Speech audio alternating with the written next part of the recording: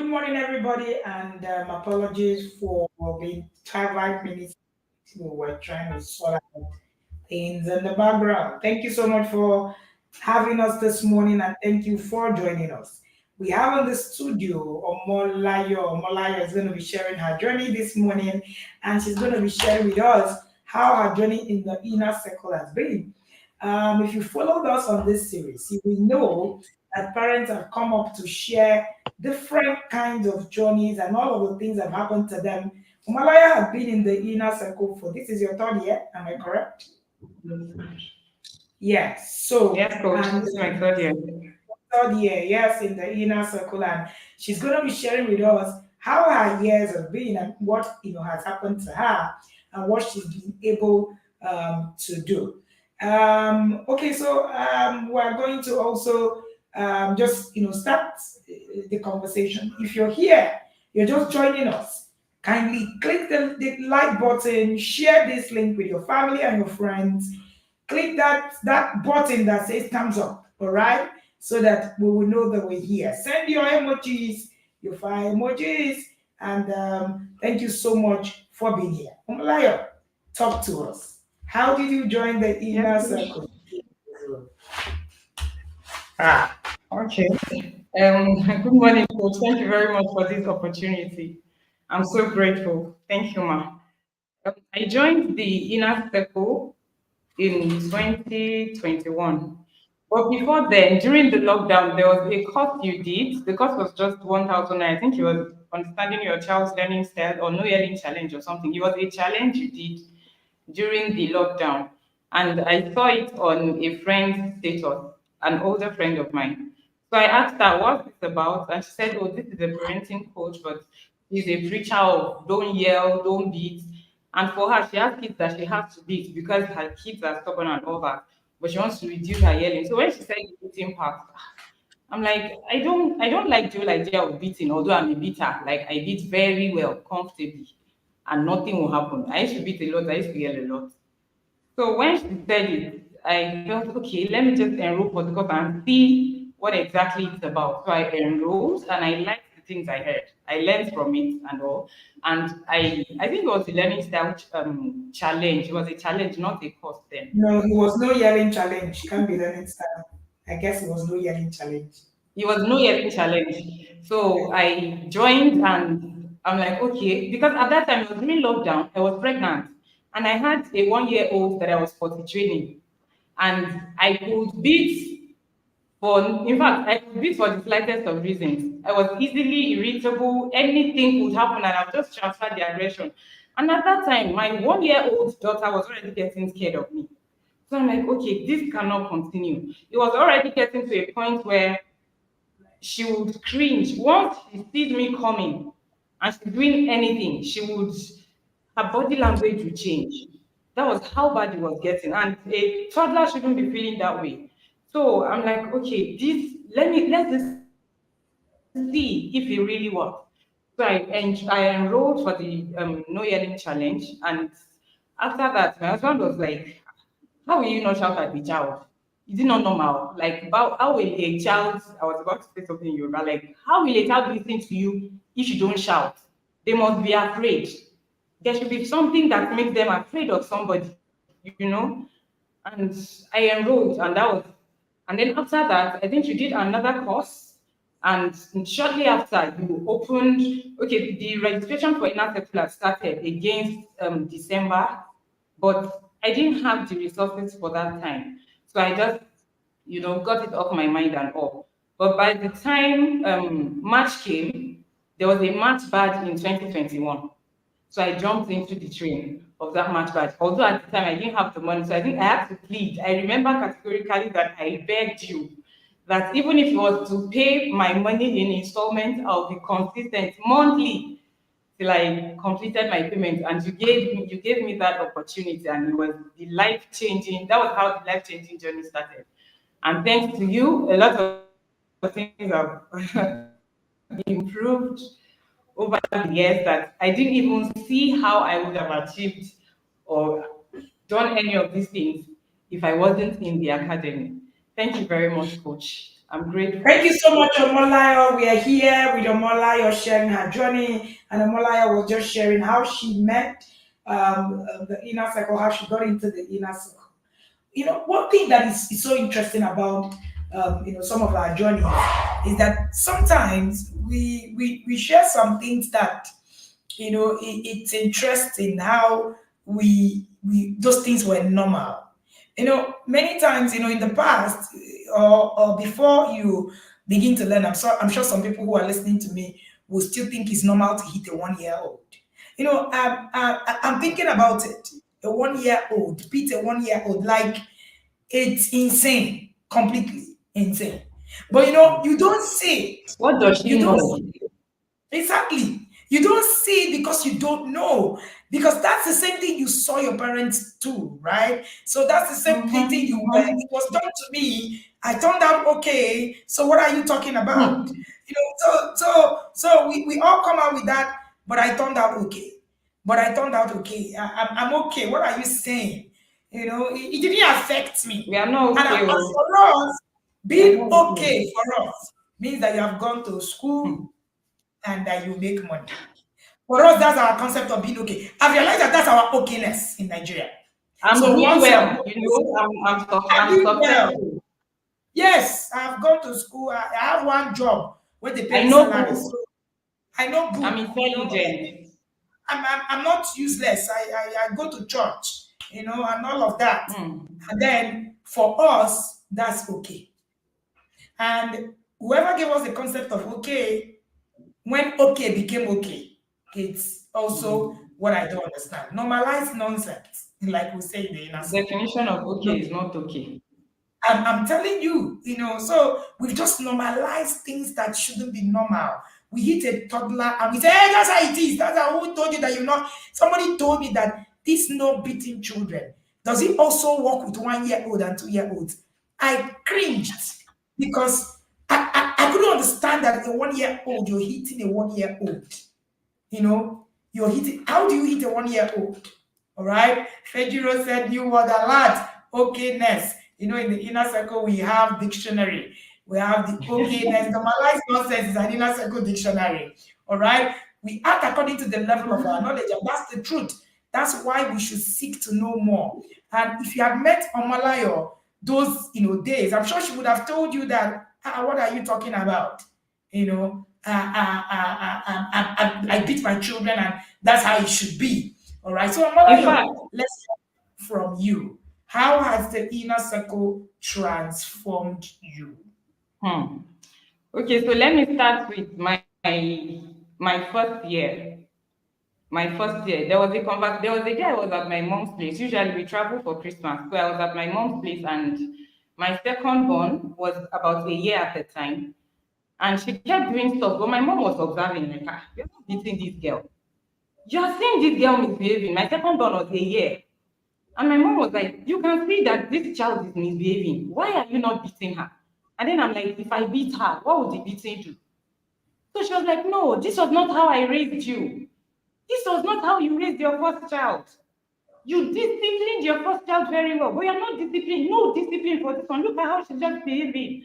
She's just shouting. She's all over the place. And after she finished, I just asked her, do you beat a child for being a child? Because that was actually the first thing I learned. You are beating a child for behaving like a child. You are beating a child for behaving like a child. Like you said, come and be a child. I am being a child, and you are beating me for being a child. That means I have to start pretending to be an adult so that I don't get beaten. So that's one thing. So yes, about how the journey has been so far. When I joined I've done level one like 3 times, and I'm still coming back. When I joined level one, my first year in level one, it was basically for me because I just wanted to see what exactly was the inner circle about. Because coming from my background, beating is normal. In fact, my mom beat me till I was about 20, I think 25, 26. So What? beating is normal. Wahoo! So beating is normal. But there was a relationship that I had with my mom that I didn't want with my children. In fact, when I was pregnant with my first child, I remember a misunderstanding I had with my mom, and I told her, see, if this our relationship is going to continue like this, when I start having children, you won't come to my house because I don't want my children seeing the kind of relationship I have with you and think it is normal. I don't want to have that kind Mm, of relationship with my children. When my mom and I have misunderstandings, it is normal for us to shout at each other. Although she'll keep telling me, I'm your mother, don't shout at me. But I didn't know a better way to communicate with her. I wanted to mm, feel heard. I wanted to feel understood. And the only way for me to raise my point was to raise my voice. So I would scream, I mm, would shout, just because I want. And then after the whole drama, I would start feeling bad. But I still won't say sorry to her because I felt like, well, she treated me wrongly, and for her, that was the best way she knew. She wasn't treating me differently from the way she was treating my other siblings. No, she wasn't. She was treating me the way she knew how to parent. She gave us the best of everything. We never lacked. In fact, I remember going to school and she would say, every semester when I'm going back to school, she would go shopping, buy very expensive things, make sure we never lacked anything. But you see that relationship we did not have. mm. So in level one, I basically just wanted to understand what exactly is the inner circle about. I won't say I did any work. I did not. I was just watching. And in my mind, I'm like, really? This thing is possible. So when I see people share their testimony, I was like, really, in this same planet Earth that we are in, people are getting this kind of results. People are doing this kind of thing with their children. I wanted a relationship where my kids won't be afraid of me, but my 1 year old was already afraid of me, even before she clocked 2. So that was already a messy situation. She was already getting timid. We will be outside and she won't leave me. She won't leave where I was. I mean, it's normal for a 1 year old or 2 year old to want to go and play with other children, but my child won't go. Even in church, she will just stay there. And I'm like, no, this is not okay. She should enjoy being a child. So level one was just me observing. Now, by the time level one was over, I knew I wanted to repeat level one. And this time, okay, I had seen what was going on because I was basically just observing. I had seen what was going on. And it's not like I wasn't doing anything particularly, but I knew that what I did was not enough. So I didn't when it was time for review, I didn't bother booking an appointment for the review. In my mind, I'm going to repeat. So after a while, I was like, okay, why not just even chat up coach. So I chatted coach up, and when I told her, coach, I would really like to take level one again, she was like, oh, fine, fine, fine, why not? Go ahead. And I was upset. It was me that said I want to take level one again. But I was upset that coach said, go ahead and take level one again. So I was like, why is she asking me to go and take level one again? She's not even trying to find out how the journey went, nothing, nothing. And I was telling a friend of mine, I'm like, his coach just after the money. I said, So I was upset. And when I told my friend was like, okay, why exactly are you upset? You say you want to take level one again. She allowed you. Is she supposed to push you to level one? Because she knows that if you were ready, you won't be considering taking level one again. But in fact, I delayed my registration. I did myself and delayed my registration. Eventually, when I now took level one again, and when I joined my group, they had started work. They had started work, and it took a while. And then, in fact, when I told coach, she was like, "Are you sure you even be able to meet up?" Because work has started already. I said, "Don't worry, coach, I'll meet up." So yes, that second level one, I did the work. I did like I followed. I wasn't able to follow every webinar, but I made sure that even the ones I couldn't follow, I did. I did the replay of the sessions, and I did the work. And fine, I wasn't seeing results yet. I wasn't seeing results yet. I won't tell a lie. I wasn't. So when people share their testimonies in the group, I'm like, come on. Is it not the same inner step we are doing? How are these people seeing these results? I'm not seeing anything. What's going on? I paid school fees. I bought all the resources. I did everything I'm supposed to do. But I'm still not seeing this result. I want my child to be able to do stuff. At that point, I'm like, this thing is, I want to see my child do these things. I want to see my child do the thing that other people, other Yada's children are doing. And then there was a day I chatted up coach. After somebody shared a testimony, I now chatted coach up. I said, Coach, me, I'm worried. I'm not seeing these things. What exactly is going on? And then coach said something. She said, see, before you begin to see results, that you are doing the work is not enough to see results. What gives you the result is it means that at this point there is a level of you that has to heal first. You can't give what you don't have. So don't do this for your children. This is you saying it is about you now, not even about your children. So do this for you. When it is like putting a foam in water, and when you bring out the foam, it is water that will drip. So do this for you. Absorb the water first. When you absorb the water, it is easy for it to now drip and begin to drip on others. So that was how level two went. And little by little, I began to see my daughter come out of her shell. I began to see her take a memory verse in church on Children's Day. I began to see her do little things. People now, in fact, there was a day that I was saying I didn't see results, but people were observing my daughter. At the time, she was 2, she was going to 3. So somebody came to meet me and said, she was asking for my first daughter's name is Motara. It was after a Sunday service, and the person came and said she was asking for Motara's mom. And then I said, she said, okay, that there are kids upstairs in the child facility crying. But my daughter was not even crying. She was just there playing with other people. And even when all the people she was playing with had left, she stayed and she engaged herself with something else. So she was wondering, why is she not crying like children of her age? Why is she not throwing a tantrum like, my mom is not here, where is my mommy, and all that? And I'm like, well, I don't know. But when she said that, after I got home, and I asked my daughter, somebody came to call me and said, you were alone in your class. What happened? Because I wanted to understand exactly what was on my mind. She was like, I know you will still come and pick me now. I saw other people there. There was a girl. She was not the one telling me that there was even a girl crying, and she's older than me. But she was crying and waiting for her mommy. But me, I just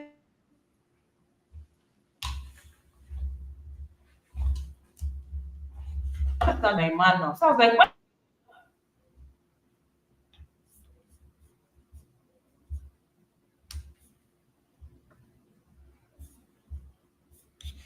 Hello, Omolayo, can you hear us? I think our guest is frozen for a while, and because we need to really hear this her story, and it's very, very important. One of the things that I remember Omalayo's journey very well because there were lots and lots of adult tantrums in between, right? And one of the things that I was able to pick, or I'm always able to pick when parents come to me, with all the why what why this and all of that. You find that trauma, it's really deep. Many times, nobody said I was angry with Coach asking me to repeat. Many times, I see a whole lot from where we're coming from. I see, so I don't get upset when people say, "So why are you, telling me to do that, right? Or why are you telling me? Why must you?" Some people have even told me, "Is it just all about money? Why are you not responding to me in the way that I want to be responded to?" Trauma. I get it. So I don't get upset in many instances, with people and the things that happen around. I've come to a place where I recognize that we're coming from deep a lot, a lot. Somebody said I was also angry when Coach asked me to read. You need to, in fact, if you're upset, if you're told to read, there's something wrong, there's something choking you somewhere that needs to be resolved, right? Over to you, Omolayo, we lost you.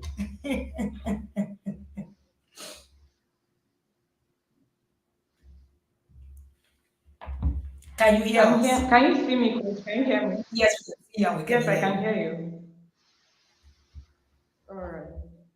Go So, ahead, ma'am. and then I asked her, I'm sorry, my network just very well. And then I It's fine. asked her, why wasn't she afraid? And she was like, there was nothing to be afraid of. She knew that I was coming back, that I would definitely come and pick her after the workers' meeting. So that went on. And then there was now another time, there was a session we had where coach talked about how that if you are a mother of toddlers and you are in every service that holds in church. Now, I'm a worker in my church. We get to church 7 o'clock. Sunday school is 7 a.m. We get to church 7 a.m. Sunday school is 8 to 9. Then service now starts at 9. Service is like 9 to 12, sometimes 12 to 1. And I'm a mother of a toddler. How am I supposed to? So it means that when I'm going to church with two babies, I would go with my babies and they will be with me in church from 7 to 1. So of course, before that time, they'll be cranky, which is absolutely normal. And I'll be getting upset, like, why are you cranky? And all that. So when we had that webinar, she talked about how that there are certain things you shouldn't be doing at certain stages of your life. That was what I heard. For me, it was an eye opener. I enjoy working in church. I'm in the ushering department. I enjoy what I do in church. But putting my children there, it wasn't helping them because they're not going to be learning anything until it was time for their own service. So I was just taking them and leaving them there doing nothing. It was a waste of their time where they could be more refreshed if they were in the house. So I had to adjust a couple of things at that point. So that was my second level one, and I was at that point now. I would say I had seen the things I needed to work on. I had started working on me, and somehow it was beginning to rub off on my first child gradually. And when it was also time for review for at the end of the second year, I was able to do my review. In fact, that one, the moment they shared the link, I registered and they shared the link on Wednesday. By Friday, I had done my reviews. I knew I was ready for it. And at that point, coach was like, okay, with this, coach didn't directly say, go to level two. She said, with this, you're ready. I mean, she had seen me in the session and all. So after that one, after that review, I still knew that there was something I needed to work on. I had a 1 year old, a 2 year old. My second child was 2 at the time. She was approaching 2. So, and she, I mean, I think there's a way they say that 2 year olds always throwing tantrums and all that. And then she was now seeming like a strong willed child. So I knew that I still had work to do, even though I had skills too. So it wasn't just writing promotional exam and passing. You also have to be able to rate yourself. So I rated myself, and aside doing it for my child, I knew that there was still something I needed to do. I was still shouting, even though the shouting had reduced. When I say when I shout, even my husband is shocked. That was how bad it was. When I beat my children, I beat to the point where I feel, when I beat, I'm angry when I'm beating. So I keep beating until I feel the anger dissipate. That is when I stop. That was how bad it was. I will beat you until I feel better. That was how, and after beating, I'll now start feeling guilty. Like, what did this child do? So after beating, I'll now call my child and start begging her. But I'm like, is it even necessary? By the time I now rate, what did she do? I basically transferred what she didn't know anything about. It's either I'm beating her because I'm tired, or I'm beating her because I'm angry about something that is not even her business, or I'm beating her because I am not able to say or use the appropriate words to express how I feel. So I would be transferring the anger that is not even her fault. Something she doesn't know. So even when I beat her, she's shocked. In fact, there was a day we were doing her assignment and I was tired. I just got back from work. We just came back together and we were doing assignments. And you know how Nigerian curriculum makes a 3 year old child write 1 to 100? And you are, how? But for me, you've been taught in class. Why can't you write it? So I beat. And after beating her, I now started crying myself. So I held her and was crying. So she had cried and was okay with her cry. And she now started begging me, Mommy, it's okay. So she was like, later on, she asked me, Mommy, why were you? I was crying because I feel bad for beating you. Because this is not even what you're supposed to be doing. So after that year, I changed my child's school. Now, when I changed my child's school, I asked he provided a couple of questions. And we engaged, I asked her questions that had to do with age appropriate learning and all that. And she said, well, currently in their school, they use a book ahead. So I said, okay, I'm not sure. At that time, I had not enrolled my kids, even though it was a new work environment for me. I like having my kids around. It sort of makes it easier to watch over them. So when she said they used a book ahead of their class and all that, so I said, okay, I didn't tell her I was not going to do my children because I didn't want her to try to push me into bringing my children and all that. So she noticed that a day to my resumption, I had not brought my kids. And then she called me and said, that after we had that conversation, she noticed that I've not brought my kids. I said, yes, because I don't want my kids in an environment where they're using a book ahead of their age. They would struggle. Not because they are not intelligent, but it will be putting them under a lot of mental pressure that they shouldn't be. Because of course, Nigerian academic system already exposes a child to a lot of pressure. So she said, okay, that they were actually considering adjusting their school curriculum and all that, that I shouldn't worry, they will adjust it. So I said, okay. I asked her, what plans did you have in place for adjusting it? She now said, yes, that from this session, they would take nursery 2 to use nursery 2 books, not nursery 2 using primary 1 books. So we talked about it. She said, okay, that was fine. So I paid and they started with the nursery 2 books for nursery 2 class. Now, at that time, my daughter was 4. And when they gave her the nursery 2 books, but over time, I saw that when my daughter brings her textbooks home, I would see quantitative reasoning for primary 1 as part of our assignment. So I knew, okay, so you just basically said what you said because you wanted me to bring my kids. So I knew by the end of that term, my child was going to be out of the system. So, and then at the time, my husband was in another place. I was in another place. So it was a struggle. We would work on a couple of things during the week. And when my husband comes over for the weekend, I'm stressed up and there was a lot of clashes. So I knew I needed to join my husband. So I moved. By January, I moved to join my husband, and a lot of things got better. When we moved, I had to step her down. The age appropriate class. I got here and I saw that most schools still do that a year ahead. And I had a conversation with coach. I categorically entered her DM and told her, coach, see, this is it, this is it, this is it. And she said, your children should be, with the level of knowledge that you have, coach won't directly tell you what to do. She won't tell you, okay, so go and do this, go and do this. No, she will just guide you and leave you to process and interpret the information in the best way suitable. So after that conversation, I got the point, and I knew I needed to get my husband on the same level because my husband is, she's a girl, let her go, let her go. She's not struggling. She's very smart, she's intelligent. My daughter could read comfortably before she clocked 4 years. That was how much they had dropped. That was the level of rush. She could read, not like she could read 6-letter words, but she could join her sentences. She could break her words down into syllables and blend them. So she wasn't struggling, but I knew that was not where she was supposed to be. But for her dad, that was the pride.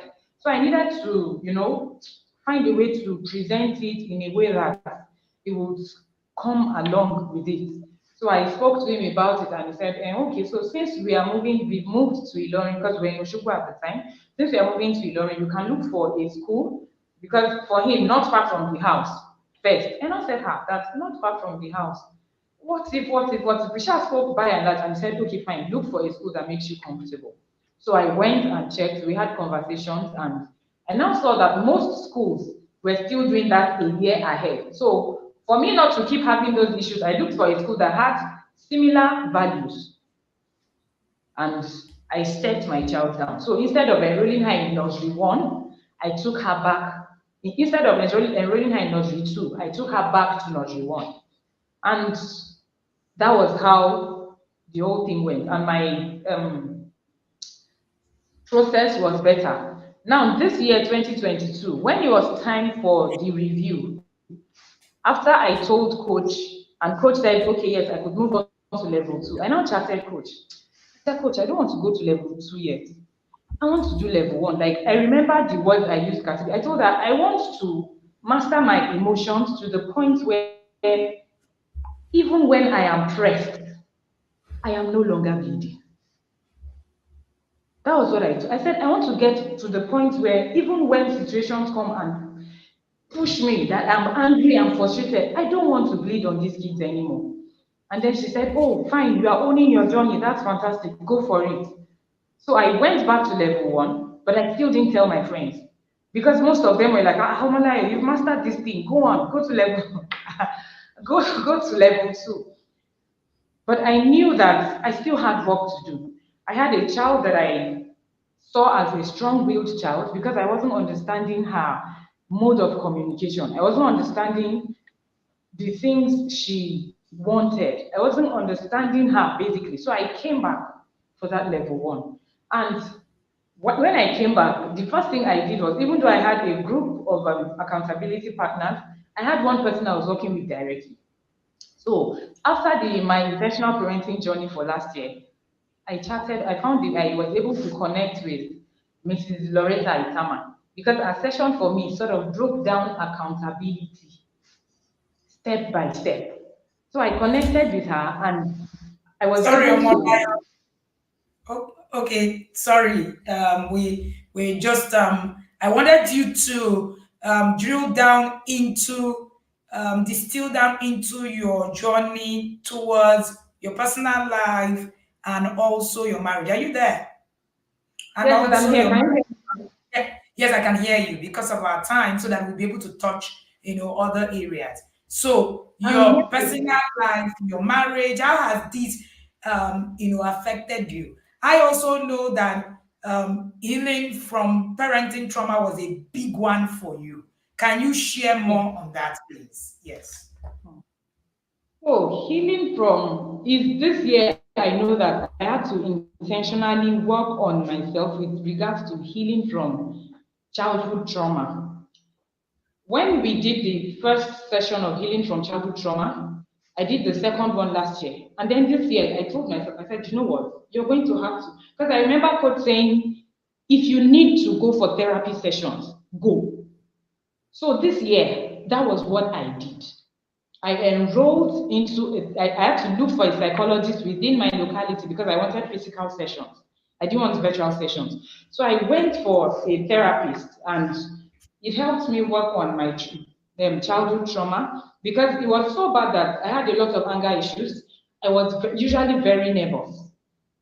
I was not, even though I appeared confident, I had a lot of self-doubt. I didn't believe in if I wanted to do anything, the first voice I would hear was, do you think you can do this thing? Like how now?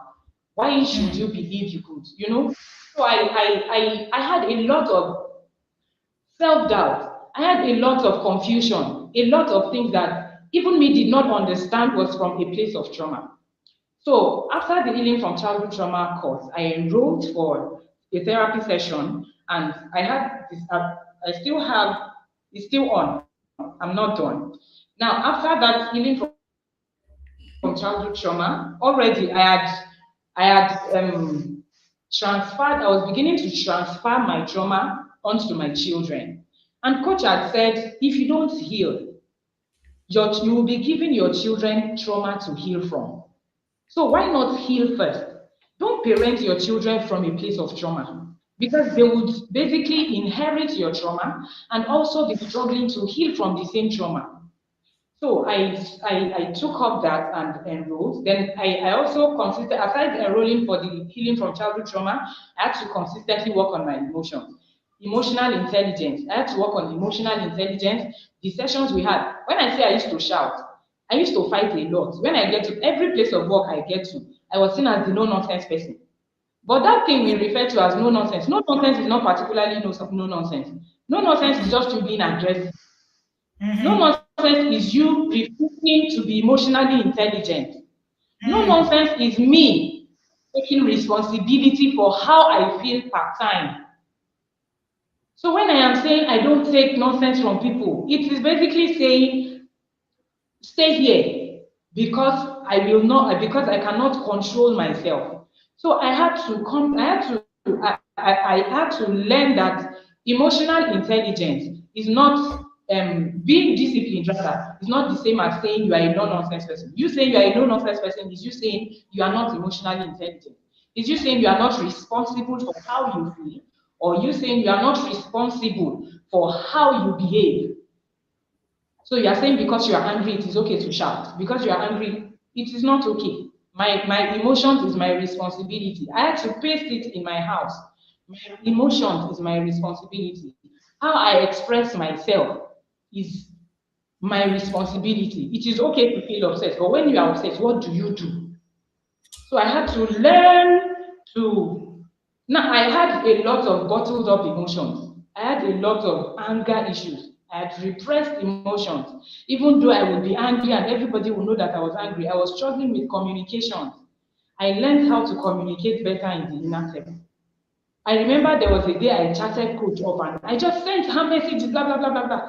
Coach read, though, she did not respond.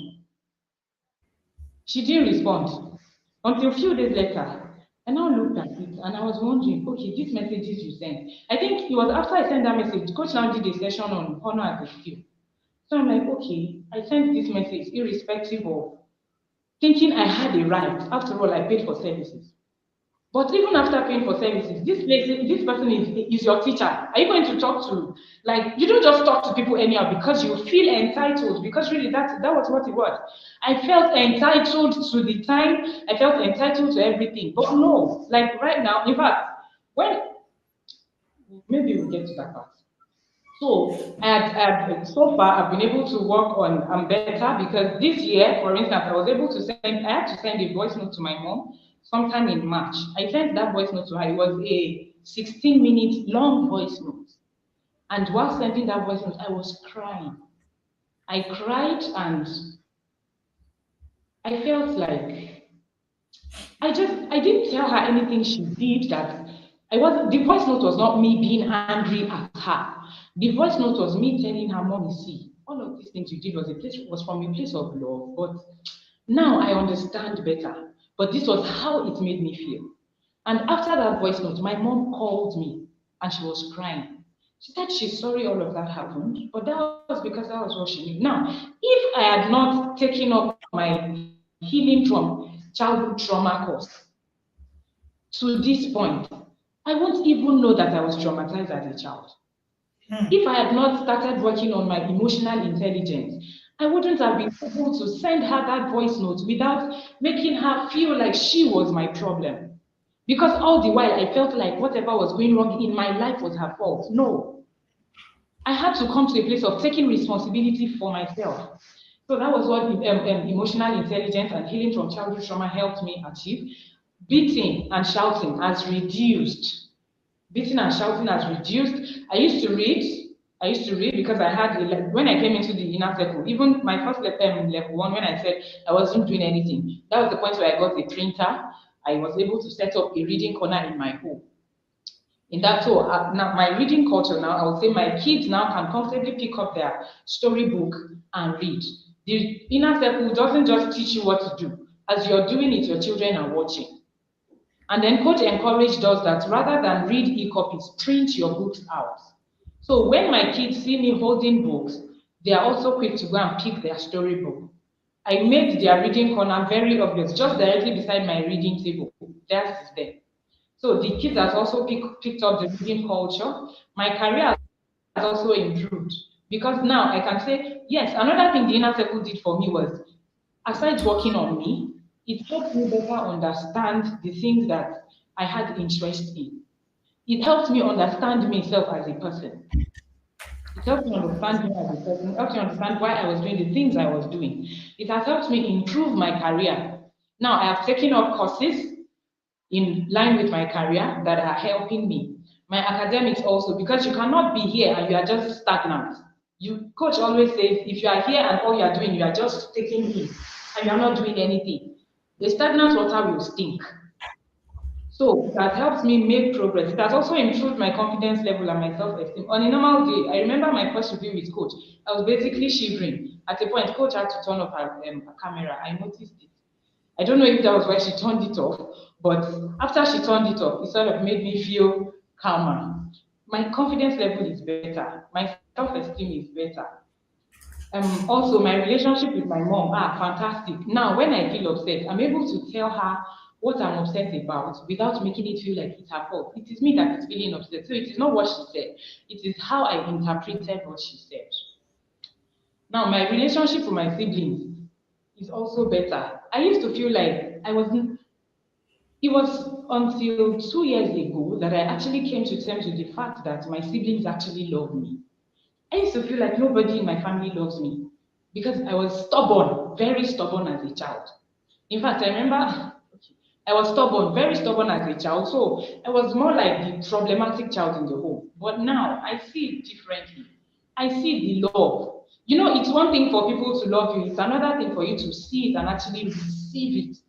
Now I'm able to see the Amazing. love. I'm able to receive. Mm, amazing, amazing. We have Omolayo in the building, and Omolayo is sharing her journey. You can see that Omolayo has a lot to say, and there's so much. Her journey is an interesting one. When she was sharing about her journey, I've had a lot of personal encounter with Omolayo, interestingly, all right, and she had to share one of them. Let me give you a background story to that chat that she talked about. And when I saw that chat, and one of the things that came to my mind is you are dealing with someone who is going through a lot, not just a lot. And at that point, I knew that responding wasn't going to, help her, neither will it help me. So I decided to ignore it. So I ignored the chat totally. And I said to myself, this is an indication that there's a lot that needs to be taught. And there are 1,000,001 person like Omolayo out there who you probably do not know about. So you need to take a responsibility, right? You need it's a responsibility to begin to expose a lot of those corners.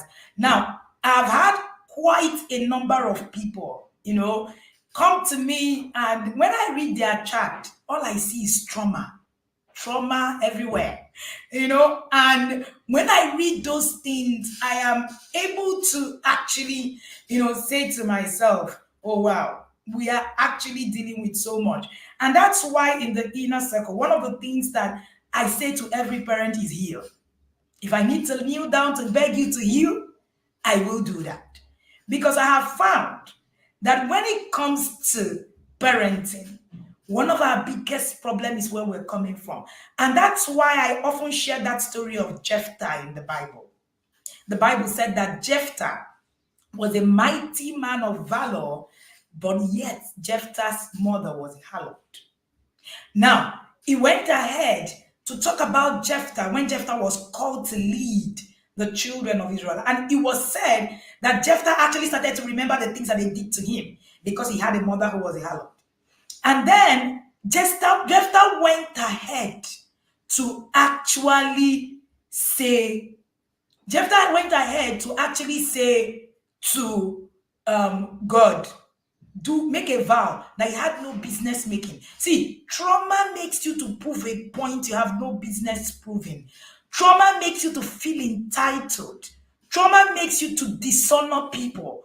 Trauma makes so all those I don't take nonsense. What are they saying? I know if you see yourself fighting when the inner circle is going on, there's something wrong. So I see some people fight for a whole year. Hannah is here. Hannah fought for a whole year. I told her that she fought for a whole year. She was just inside the inner cycle fighting for a whole year. And after a whole year, she understood that, okay, where do I start from? There are a lot of, right? There are a lot of, us at that place, right? And all of us are coming from a lot of that. So you can't see result at the pace where you see result. So, you come and, when I read through all of that, the chat was a whole rant. I saw it like a rant. And when I was done, one of the things I say, one of my mantra is kings do not throw themselves in the mud. You can't find me in the mud. It never ever. You can't find me exchange words or try to tell you no or drag. If you come with drag, no, I'm out of there because where I am, That's where kings, when you sit on the table, you do not have the time. All right. You don't have the time to actually engage in things that is going to unsettle you. So of course you get to a point, you have peace of mind. You also begin to give excuses for people. So when people talk to me anyhow, I don't see myself. I see you. I see you because I know that it's about you, it's not about me. And I also empathize, honestly speaking, because I am seeing it. If this person knew better, this person will know better. So we do better. So usually on our journey, we think that we can run away from trauma. I remember giving a class in the masterpiece. A masterpiece woman who is not in the inner circle, and part of that class was on honor. Omo, I got over 100 chats after that session. How do you tell me to honor to do that? She ranted for so long. And I asked her, are you in the inner circle? She said, no. I said, I can understand. And then, very few weeks later, she would come back to me to say, I'm getting it. So there's a lot to do. And going back to that, you know, um, that story of Jephthah. Eventually, Jephthah made a point, a vow he had no business making, because Jephthah wanted to prove a point. You're constantly going to be proving a point, and that is where trauma gets you to.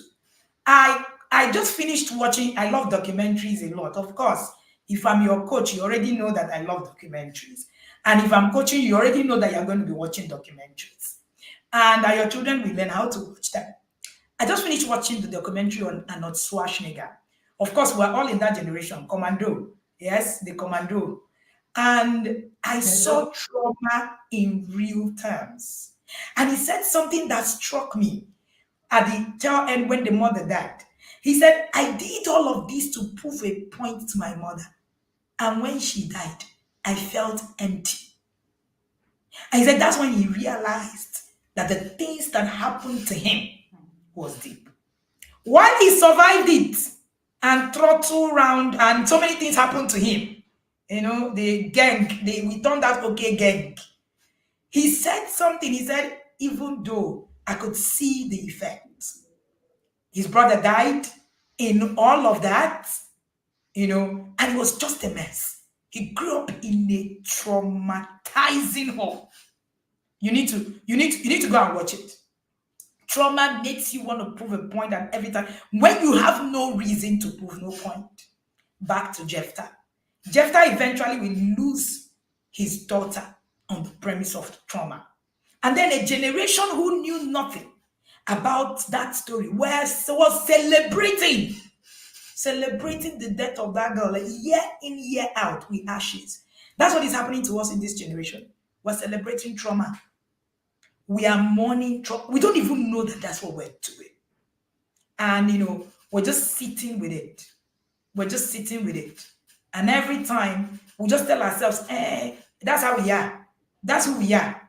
And all of that. If you find yourself in the place where, they tell you, they call you, what would they call Agoma in Igbo? The lion woman. They call you the no-nonsense person. You don't take any nonsense. Watch it. There's something wrong somewhere.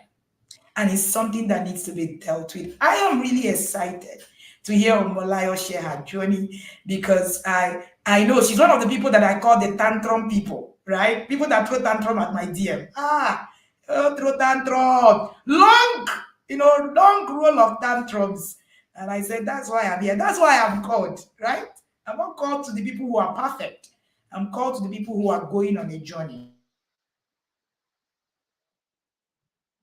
Thing that's helped me. So you're listening to Omolayo. Omolayo is a Yaga, and he's been here for 3 years, sharing her journey. And Omolayo's core aspect of her journey is healing from trauma. As far as I'm concerned, that's her biggest win, if you ask me. That's Omolayo's biggest win. And of course, you will see a lot of people when we are onboarding. I see a lot of new inner circle parents ask me, "Must I do it?" I'm like, there's problem somewhere where you are trying to fight. The moment you see yourself trying to fight where there's no fight, trying to drag where there's no dragging, trying to, prove anything in a system. Believe you me, there's something wrong with you. Oh, yes. See it as you journey through. All right. Thank you so much for sharing your journey with us, Omolayo. Omolayo, I want you to share with us what will be your top three inner circle webinars. All right. Omolayo is, I think, out for a while. What will be your top three webinars in the inner circle and why?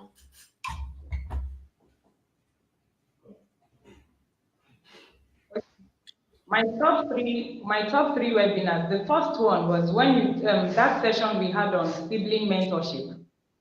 Sibling mentorship. Now, I have siblings, but I never saw that I can actually have a level of relationship with my siblings where they now see me as an influence over them. When you took us on that seminar, I had to go back and say, okay, if I am saying I am learning this, there has to be a rub off. And by the time I had to go back, I listened to sibling mentorship like 3 times. And I gave myself a goal. I said, this thing I'm learning, even if my siblings are not coming into the inner circle yet, there must be some things that they will notice in me, that they will ask me questions. And I could see how that affected my relationship with my siblings because I got more involved. In fact, there were times that now we have a group chat, and there were times where I brought up conversations, and my younger sister would enter my DM immediately, like, why are you asking this kind of question on the group? And I'm like, well, we are siblings. We are going to get to that point. Because she didn't expect that I would ask my brother that kind of question. And really, our relationship got better as a factor of that sibling mentorship webinar that we had. So for me, that was the first one. The second one was when you talked about relationship, friendship, teaching friendship and relationship code, yes, to our children. And when I listened to that session, I understood how that I cannot pick friends for my children, but if I train them, if they understand our family values, if they understand the missions, the visions of the family, they will not struggle with picking friends that are like mine. So I now saw that come to play because recently my daughter's birthday, she said she wanted to invite a few of her friends. And I asked her questions. Why did you invite this person? Why did you invite this person? And when I asked, why didn't you invite, because there was one other person she used to talk about in her class. Why didn't you invite this person? She said, no, they are just classmates. He's not my friend. He bullies me a lot in class and I don't like it. I'm like, okay, so yes, even if we are not seeing all of that, our children are learning. So that's friendship and relationship code, the seminar on that was the second one. And then the third one was the transformational family. Mm. Transformational family. Now, this webinar for me have to do with relationship because I struggle a lot with relationship. I'm outspoken, yes. I'm able to engage people in conversation, yes, but I am not able to keep those relationships. So even though I have people come around, I'm not able to keep even relationships that I know that I should invest in. So when I listen to the transformational family and where I'm coming from, I see that independence is not supposed to, independence is not a positive aspect of a family. It's not a positive aspect of a relationship. It should be interdependent. Mhm. So when I heard you say that, I'm like, oh, so there's a thing as interdependence in a relationship, not Mm. dependence or independence. So independence, when I heard that, I'm like, oh, yes, so this can work.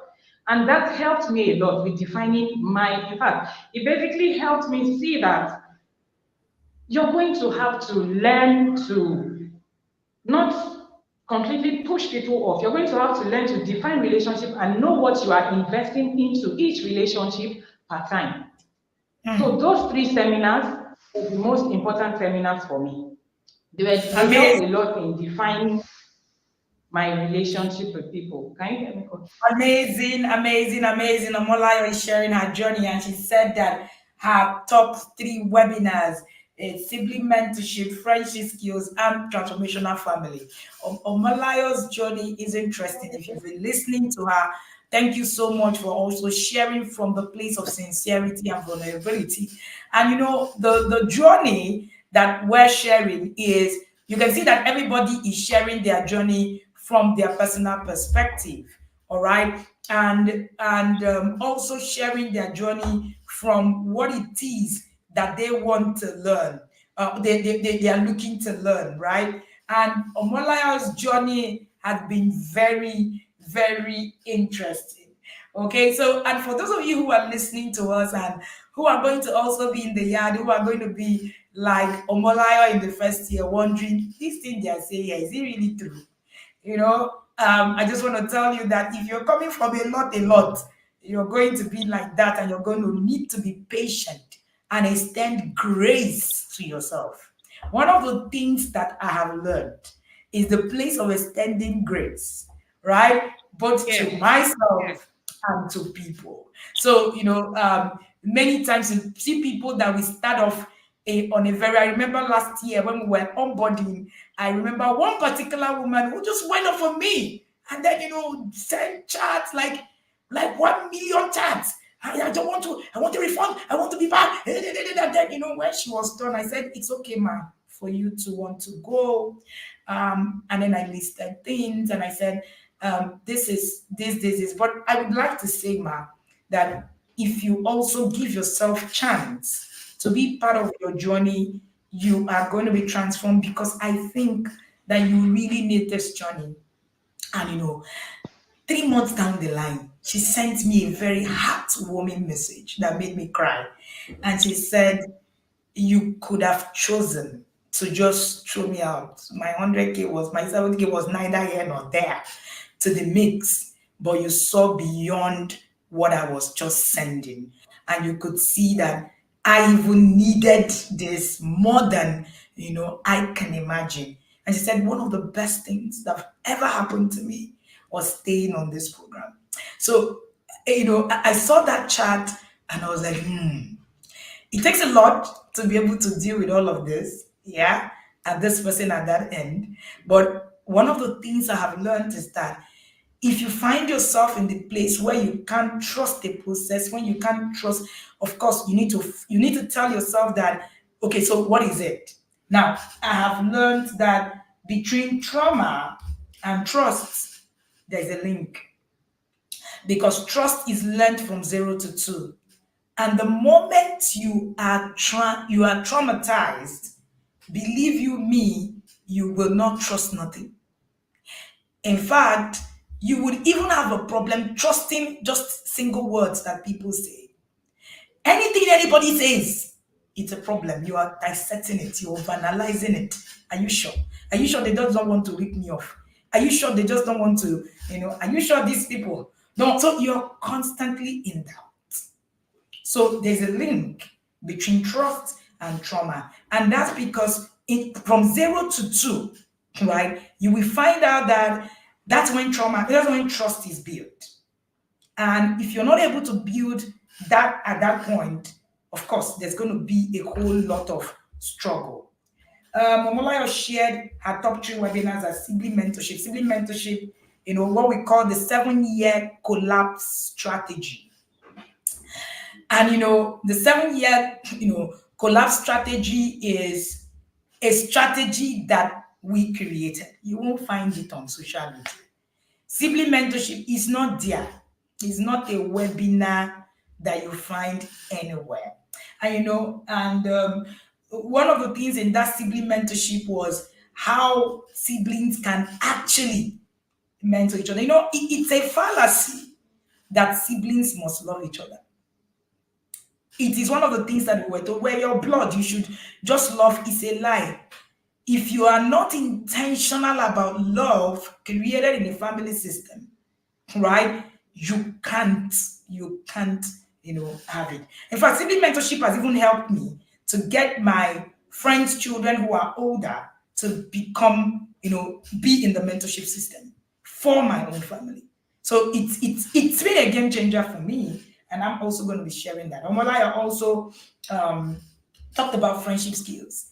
Now, I think why friendship skills was important to Omolayo was because of trauma as well. Most people who are traumatized can't really create friends that work because you're constantly wondering what that person is doing to you, what that. So my mom had trauma that affected her ability for social connectivity. So I'm sharing from deep experience of my own mother's personal life, and which was thought to be okay, to be normal, to be celebrated. But trust me, we celebrate things, I say it again, we celebrate trauma without even knowing that that's what trauma is doing to us. And the moment you are not able to trust, you can't build sustainable relationships. You can't. You can't build relationships that transform. And and then she takes us to transformational family. One key thing about transformational family for me is the fact that there is a link between our spiritual life and the kind of family we come from. The way we relate to God is a direct consequence of how our Father related to us. Go and check it anywhere. Go and do your research. Most of us are very transactional in our relationship with God. It's not because we want to be, it is because that's the kind of families we come from. Transactional families. So if your family was transactional, you will relate to God in a transactional way. So your prayer is going to be full of give me. If you don't give me, I have served you. Even the way we pray in church, I have served you for 10 years. All my service, you said you will bless my bread and bless my water. So it's transaction. You quote the scriptures that transact. Yeah. You don't quote the scriptures that connect, because you can't understand the connectivity between a You're father. making a bargain. You're making a bargain. And then we even come out and say you need to petition God. Who are you? What are you petitioning God for? So, a lot of the times you find out that everything about us becomes the part of what it is, where we're coming from. And that affects our spiritual life. So most of us see God as a tyrant that we need to transact with. As a tyrant, we need to transact with. We just come, God, I have done this. I have served you in church. We pray those prayers. See, this is coming from how we were raised. Until you understand the place of transformational family, your relationship with God remains transactional. So you keep going to God for the things that you can get, just like you went to your father for the things you can get. School fees, give me clothes, buy me this. And then your father would also tell you, when you finish, make sure you pass your exams. It's transaction. There's no connection. And then your father will tell you, when I'm old, you will buy me an aeroplane, you will take me abroad, you will do this for me. It is all about what I gain in return. When you're talking to your children as a mother, you're saying, I carried you 9 months. It's as if there is a favor you did them. So there's a transaction. So I carried you 9 months, so therefore you need to repay me. We do come to the place of transformation. It's hard for us. So when we go to church, go and check your petition according to you. I don't even know who told us that it's petition. Go and check your petition in church. If Shiloh is coming, your Shiloh request, house, car, give me, do for me, because you think that God is something you need to exchange. We even serve in church because we think that we can transact with God. So our essence of serving in church is for exchange. Is for exchange. It's not for connection. And meanwhile, God is asking for connection. God is asking that you talk to him. God is asking that you sit with him. But we've been raised to see a father as someone that we transact with. God, I have done for you. I have done for you. I have done for you. Somebody says she no request, I collected 3 bullets. I have done for you. I've done for you. I just saw it in my chat. I've done for you. I have done for you. So when you come in, it's the same thing. When I see a lot of the, parents in the inner circle, you also see this. It's all about transaction. If you get into the inner circle with what I want to get, you will be weary because it's a transformational journey. It's not a transactional journey. Your life is not a transaction. Your life is a transformation. You are called for fulfillment of prophecy. You can't fulfill prophecies without transformation. That was why Abraham was called from one point to the other. Abraham needed to understand relationship with God. And until he did, he didn't have Isaac. He even tried to do manipulate. I know how to do it. And of course, he had Ishmael. Him and his wife, they just, transact. They just, you think you can just do this. That's what we do with God. Because we do not understand the place of transformation, the place of connectivity, which is why in the inner circle, the core thing that we preach is connection. Connection is at the center of any relationship. It ceases to become about the things you will do. You begin to love, to just sit with God. If you come into the inner circle you get weary. You come in to become. That's Coach Omolola. You come into the inner circle to become. Once you come in, hey, Shebi, I paid 100,000. Hey, what is it? Some people around me like that. Hey, I paid money. Hey, you think I everything paid is. I paid 100,000. Why must I pay? And I'm not. You everything transactional. So you're not in the place of transformation, and that's one of the things that we aim to achieve, and that's why the transformational family for me is one of the biggest webinars because 90% of most of the families I have encountered are transactional. 90%, and that's where it's coming from. So everything is about, even when we think we're sharp, this sharpness, it comes from transaction. I'm sharp. I can, can wriggle my way. I can, you just do a lot of things that, cornered and all of that because you don't understand. Again, the inner circle transforms your life to understand God. In fact, that's one of the pillars of the inner circle. Your spirituality changes, turns 360 degrees. Because you see, they did us, our parenting. They did a lot. We are coming from a lot. And then, you now get to a place where your children relate with you as someone. It's not so you no longer come with what my children can do for me. What is it that I can do for them? That moves. It comes from the place of love, the place of connectivity. You even relate with God. Your prayer point moves from I want, if I will even give God ultimatum. If you don't do this by next year, it will show that I have not. You break out to number of times. Show yourself approved. No. What God has said that you should reason with Him. The place of reasoning is the place of connectivity. And when you understand it, you don't need to ask for water. He will give springs, both in the lower place and in the lower part. And that was the case when you read about Aska, who is the daughter of Caleb. And when you read that story, you understand how God deals with us.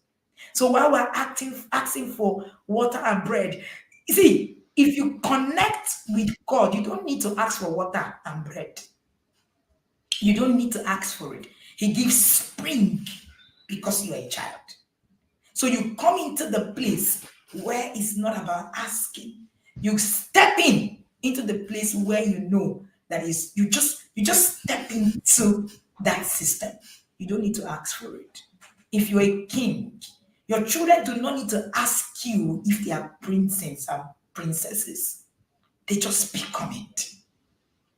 But we're still trying to prove, we even try to prove a point to God.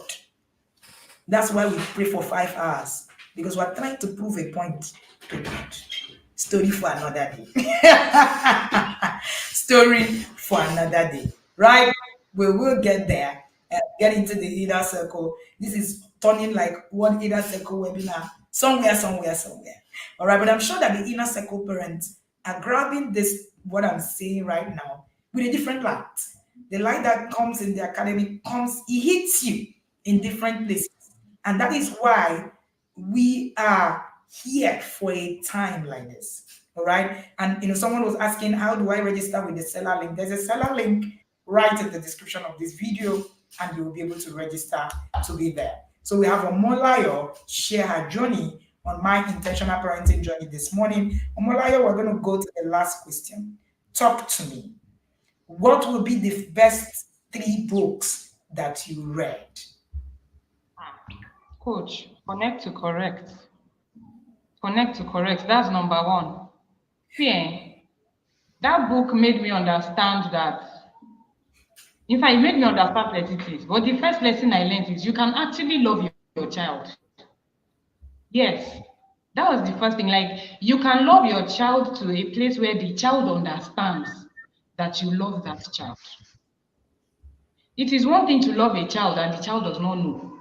But after reading that book, I understood you can love your child and your child will know and receive that love. And also another thing that I learned a lot from, that I learned from that book was, before you start to correct a child for a wrong, you cannot correct a child you have not connected with. The child will rebel. You cannot correct a child that you have not connected with, because the child will just feel like you are just attacking him. You are finding fault. But if the child sees, yes, this person, like, if the child sees how tangible this love is, it's easy to receive the correction. So that's the number one. Connect to correct. It made a lot of things make sense to me. That's the first book. The second book was The Discipline That Works. Now, after you have connected with your child, and your child is now in the place of, okay, mommy loves me. When you now want to correct your child, what are the strategies to put in place?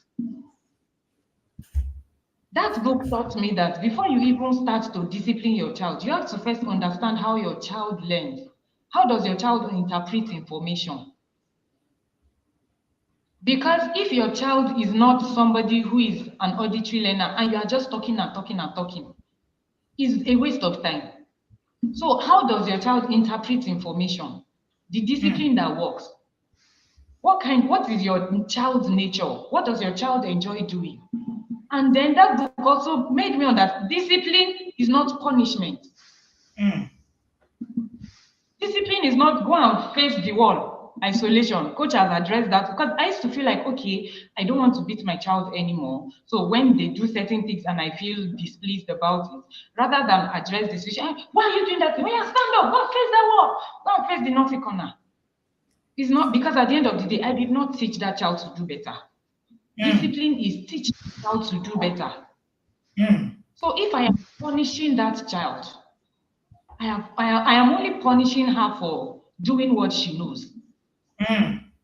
So discipline is teaching a child to do. So when those 2 books for me put a lot of things into perspective.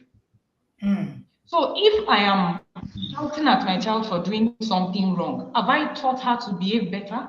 Have I taught her to behave differently? Or I am coming from a place of expectation? You should know that you shouldn't do this. Assumption is the lowest form of knowledge, according to Coach. Coach has taught us.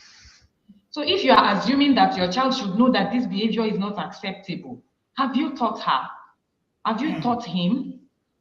So discipline is not punishment. Discipline is teaching the child to behave better. And discipline is not how your child behaves when you are there. When you are not there, what are they doing? Discipline. Discipline. And then the third book is Resolving Sibling Rivalry. I have 2 girls. The first is a calm person. The second born is not calm. So even when I read that book, it made me understand that the way we see that, right, we think rivalry is normal. The fact that it happens everywhere does not make it normal. It is only evidence that we need to teach our children to resolve differences respectably. It is not about shouting. Of course, they are siblings. They will have disagreements. They are two different humans. But don't be the whistleblower between the two of them. Teach them a strategy. Sibling rivalry taught me to teach my children strategies to resolve their differences. So before you come to say, Mommy, Mutara is doing this one. When she did it, what did you do? Did you talk about it? Both of you sit down and talk about it. If you feel unhappy about what she did, tell her, I don't like this thing you did. And this is how I feel about it. In fact, one of my fears used to be that my children will always be fighting each other. So I was doing it from a place of no, my children cannot be fighting each other. My children, I didn't know my fear was that obvious. Until one day my younger sister came and said, see, you are learning. You are in the inner circle. You are learning to be a great mom. And I see all that you're doing with your children.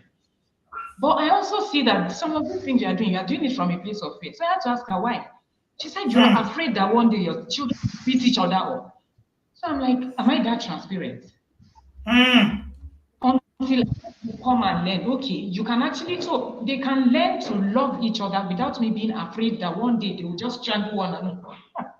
That one day they will just strangle one another because they're always bickering at each other. So those were my 3 deliverance books. Connect to correct. It is possible to be a mother and love your children. I used to struggle with difficult touch. If you touch me, it's like, why are you? What is it? I beg shift. But I have a friend who is a cuddler.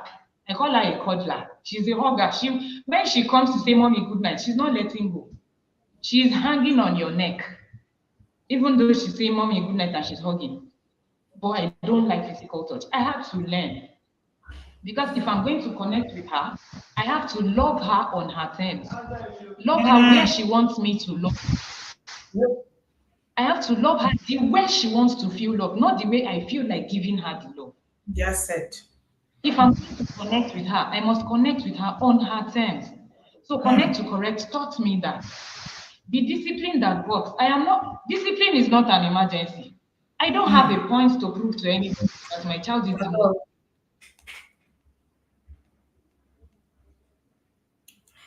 Have we lost Omolayo? Oh, wow. Can you see me? Can you hear me? Yes, I think yes, my ma'am. network went off for a bit. Yes, ma'am. Yes, ma'am. Go ahead. So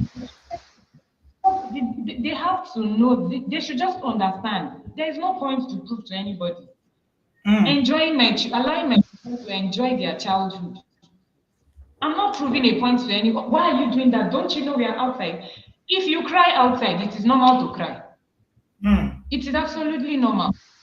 If you are tired, you will cry. So the best I can do is, okay, it's okay to cry. Come, should I hold you? My 2-year-old, when she's crying, she does not like, she did not before now. When she's crying, nobody should come around her. But I feel like that was probably, there was, when you talked about the attachment theory. So when you talked about attachment theory, it also made me understand, okay, so if she is crying and refuses to be consoled, it's because she doesn't feel safe yet. So I had to sit down. When she's crying, I open my arms first. If I see that she's not responding to the open arms, I sit close, but I'm still watching. Then I keep asking, should I carry you? Before I would tell her, why are you crying? Come on, keep your mouth shut. Go to your room. Go and stay on the bed. In fact, sometimes till now, I still do it. It's not going to go off all at once, but it's getting better. So the connection is getting better. The discipline that works is another two, and then sibling rivalry. Those 3 books. Amazing. Thank you very Amazing. much. Thank you so much, Omolayo. Omolayo is here sharing on my intentional parenting journey, and she has listed 3 books that have transformed her journey. She said, connect to correct. The discipline that works. It's almost rare that you do not mention connect to correct because that's the beginning of the journey. And then resolving sibling rivalry. I wrote resolving sibling rivalry because of what I saw in my own father. So it's not, the journey is every single book I write, I have seen, I have experienced, I have taught. I remember we had that conversation in the inner circle, and it was deep rooted. And my heart melted at the things that I heard. I thought I had seen sibling rivalry until I saw the conversations in the inner circle that very year, 2 years ago. And boom, that was how resolving sibling rivalry. I was writing it already, but of course, that story made me, gave me more insight into sibling rivalry. And Omolayo said something that was very interesting. He said rivalry is not normal. It's not normal. It's common, but it's not normal. They're two different things. It's common, but it's not normal. So we just leave it. We have normalized it and just left it. And siblings don't know how to resolve their issues. Is there going to be conflict? Yes. But rivalry, how do you begin to deal with it so that we're not getting to the point where people are now rivaling each other? And of course, that's where we are in most of our families. All right. And then trauma made us lose the place of being able to touch. You find out that most of us cannot even, touch our children for a long time. You can't use the same hands you used to hit to touch. It's usually Funny there's enough, now yeah, why you now I hug a lot. Now, exactly. when Exactly. I'm And feeling stressed, meanwhile, when you start, you will say, no, I'm not a huggy person. We even say these things. I'm not a huggy. I don't like people touching my body. Trauma, go and check it. Something that happened to you that that you need to deal with, all right, and that you need to resolve. Okay. And then if you parent a child who is a hugging machine, like I am parenting, our son is a hugging machine. Our son can hug you for 1 hour just staying there. And if you parent a child like that, and you'd say there's something Omolayo said. She said you love a child in the child's own terms, not your terms. Many times we want to love our children according to our own terms. I have bought you things. I have done things for you. What else should I do? Transaction. We're back to that conversation. Thank you again, Omolayo, for sharing your journey. Omolayo, for those who are listening to you this morning and they are wondering, so me too, I'm coming from a lot. Will I find my own healing? Will it take me this long to find my own healing as well? It's taking you so long. Is it that the journey is this long? What is it? What will be you're going to be telling them? And the people who are also in doubt, saying, "Are you sure this journey is going to help me?" and all of that. Over to you, Omolayo. thank you, coach. See, if you are still considering coming into the inner circle, my most heartwarming word would be please come. The inner circle is a safety. You know how the way I see coach, sometimes I'm short of words when it comes to describing coach. When people call her all different names, I'm like, I'm still looking for a word that best describes her because I feel like there was a day I sent her a message, I wrote lifeguard there, and then I deleted it. It still didn't capture it. You know how you are in the pool, you don't know how to swim, you are in the pool and you are just struggling to swim. Coach is like that person that comes to first take you out of that pool and then tells you something, you are calmer, and then she now puts you back and stays there with you till you feel safe to first. She's basically teaching, okay, the first thing you want, even though you're in the water, you are not afraid. That is it. That is what the inner circle is. You cannot drown. The inner circle is the place that I have felt vulnerable the most. Nothing to be afraid of, no judgment, no nothing. Just come. You will see, it doesn't have to take so long. Your healing is a factor of your experiences. It is also it is what you want to be there. Your healing is also a responsibility. What you want or what you call healing might not be what I call healing. Each one to his own. But I am sure when you get there, you will see that it is tailor-made. It is what you are looking for that you will see. It is tailored because my experiences and somebody else's experiences can never be the same. So it is what you are looking for that you will see. Just confess. When you get there, give it. In fact, give it. If you are consistent, even if you're not doing 100%, I don't do 100%. I will not tell like there are times I'm struggling. But even if it's one thing you do in a week, and you do that thing, within a month, you will see enough, you will see for yourself and want to be more committed to your process because it is your process. It is your process. It is Amazing. what you are looking for that you will see. So for those just coming, please come. You will feel safe. There's nothing to worry. My yada, Amazing. thank you. I thank you Thank for you being in the so much. basically. Thank you so much, Omolayo. I think I like that word. It's a place where you will swim and you will not sink. The first thing you're going to learn in the inner circle is that there is no shame. You will be naked and you will not be ashamed. That's one thing that I love. It doesn't even matter how much tantrum you throw at me. I am able to take it in. Trust me. I have shock absorbers. I built, the Lord has helped me. I don't say God will help me. No, the Lord has helped me already. If you, I'm sure if you have followed me, you don't hear me say God will help me. No, help is already there. I have been helped of the Lord. And trust me, it's for every stage where anybody is, the inner circle meets you at that point. I like how Omolayo put it. It is your experience. You see what you are looking for. That's why when people talk about their webinars, they talk about their webinars in different lights. The webinar, this is the webinar. Look at the webinars that she chose. Everybody chooses their webinars in different light, and it is according to you what it is that you want to see. The Bible told them, God told Abraham, what can you see? Count how many you can see.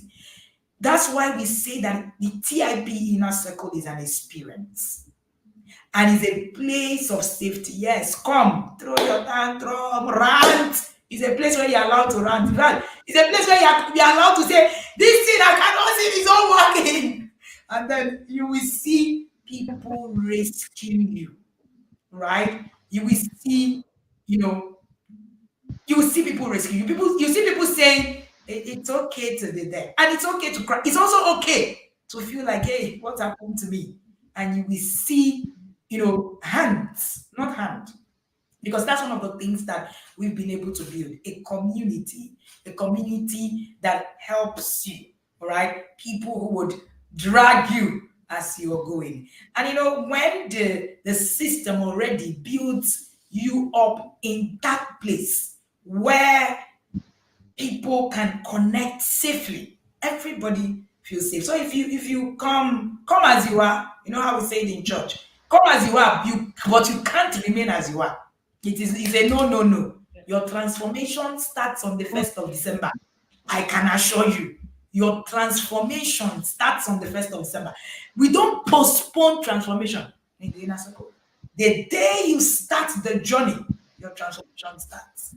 Thank you so much, Omolayo, for being here so that we can leave you. Thank you so much for honoring us. We love you. We honor you. Thank you for taking out your time to share sincerely. It takes a lot for us to come up and say, this is who I was. Once I was blind, now I can see. We call it the once I was blind, now I can see story in the masterpiece. All right. Once I was blind, now I can see story. All right. And that is what it is that we share here. So many things that Omalayo has shared as being the chief DM tantrum throwers to me. I have not heard a lot of them. All right. She's sharing some of them. I'm like, oh wow, really? And all of that. I am particularly grateful for your journey. I am so pleased, honored to be your coach. Thank you so much for following. Thank you for being here. And thank you for sharing your journey. I'm sure that quite a number of us have been inspired because it's not a journey of from perfection to perfection.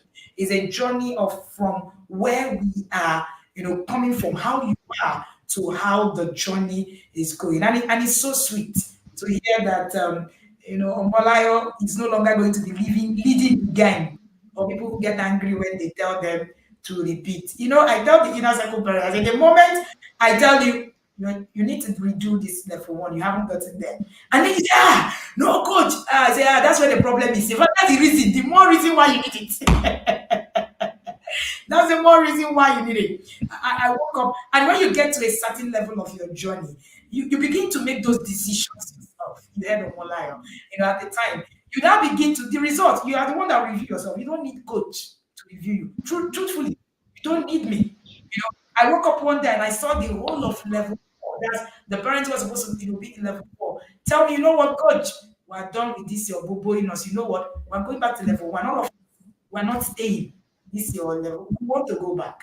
It is a place of reflection that you enter into. You don't need, it's a level of growth.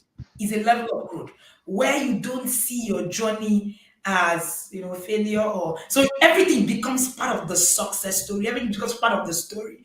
So failure in itself, mistakes, whatever, not doing what we're doing, something, repetition, doesn't, we were raised to see failure as something that is bad. We're raised to even see repetition as bad.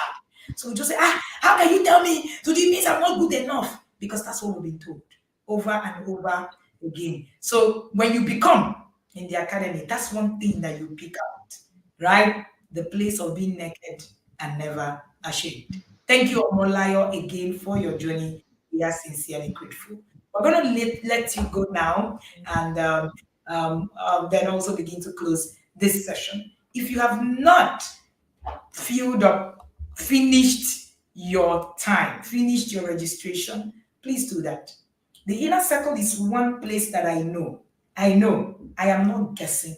I am aware with exactitude.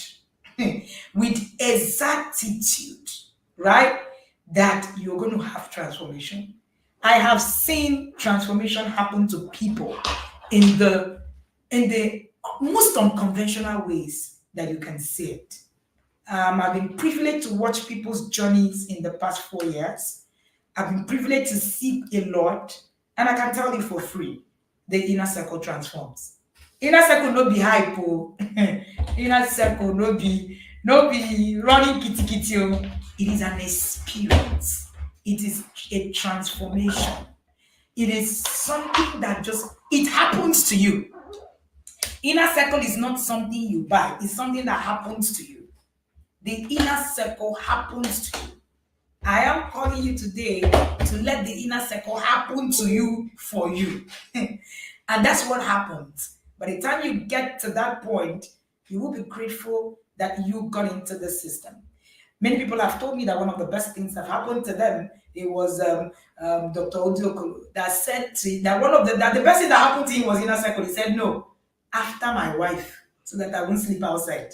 It was a very funny session, the Odiokolo's. And of course, he was able to say, a lot of people have come to say inner circle is the right place of safety. A lot of people have come to say inner circle is my life. Is a life journey for me. People have called this school of life.